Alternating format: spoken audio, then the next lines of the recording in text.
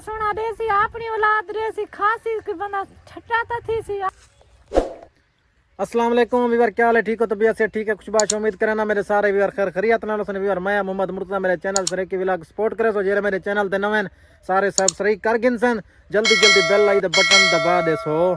तो आज करने पाई कि मज़ेदार व्लॉग शुरू ही आज मेरे को जनानी मिली है वो रस्ते खड़ी ही थी तनी वो परेशान है, बहुत परेशान है, शादी करना चाहनी है तो को मिलवे दे पाए। अस्सलाम वालेकुम। वालेकुम सलाम। मैडम जी किवें हाल है? ठीक हाल है। क्यों परेशान आवे तुसा? परेशान है, पैसा बहु है, हर चीज ज्यादा है, नौकरी है अपनी इटा वे एज बेचारी बहुत ज्यादा परेशान है कि कोई नल शादी करने वाला कोई का नहीं। अगर कोई मेरा बिराओ सी तो कमेंट जरूर दसे सी।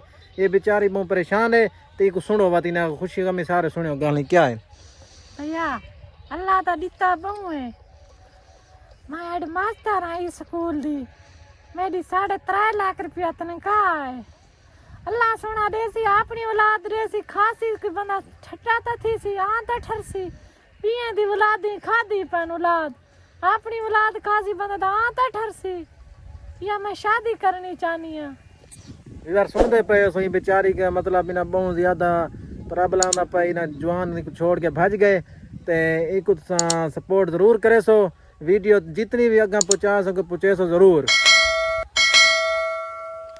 अच्छा कोई भैया होवे ता मेरी पसंदीदा देना में गोल ले। मेरी उम्र ज्यादा तो ज्यादा 17 तो 18 साल में छुए रहने दे पैसो यार सुनते पैसो बेचारी में परेशान है।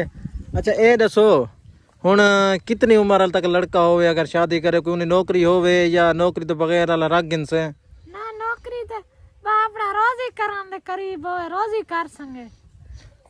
अच्छा ये आदि है क्योंकि रोजी वाला कोई ताजी दिहाड़ी वाला होवे क्योंकि मेरा घर तो सरकट भी चला संगे ते भला वो तू वाला काम शाम करे से का ना। मैं अपनी नौकरी छुड़े नहीं पाई, मेरी 3.5 लाख रुपया तनख्वाह है। अच्छा वे दे पता 3.5 लाख रुपया तनख्वाह आई वे मतलब बहुत खुश नसीब उसी जरा इन बेचारी नाल शादी करे सी क्योंकि मैं अगा बहना पिया में मेरे को मिली रात तो बेचारी खड़ी आई थी ते मैं डिठे में पूछे बाती ना हाल भी लगी दे मैं को रोक के थी मोटरसाइकिल तो पीछे आती जोल मैं कि मैं नहीं चाहना ये काम मैं नहीं करना मैं करता कोई मसला है तो मैं हुक्म कर नहीं है मेरी वीडियो बड़ा मैं वीडियो पहुँचाना चाहनी हाँ। अच्छा कोई छुआ लगता दसा है मेरी जमीन मेरे नाम है बहु है 3 किले जमीन दे न करोड़ शार प्लाट दे करोड़ लालिसान दे। अच्छा वीवर दे पर तो इन स्टोरी दस दी थी मैडम जी दी लेकिन सब सपोर्ट जरूर करे तो ठीक है वीवर। ओके अल्लाह हाफिज़, लव यू। ठीक है सारी वीडियो जितनी भी आगे पहुँचा सके पहुँचे तो जरूर। Okay love you.